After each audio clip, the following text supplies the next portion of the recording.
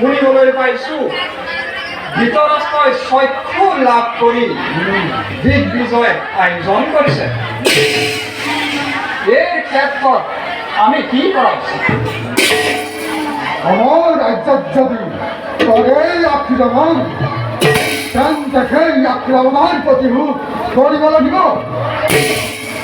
তাৰ কাৰণে যে আমাৰ ধনবল আৰু জনবলৰ হানি হ'ব, তাৰ পৰা আমাৰ কি লাভ মিত্ৰ? ইহাতি লাভ নিশ্চয় কষ্ট নয়, হয়তো ক্ষেত্র হলে ভাবে ব্যবহার করা সকলকে কর্তব্য। আমাৰ বিচাৰ মতে দূৰ কৰিবৰ কাৰণেহে নিৰ্ধাৰিত হৈছে।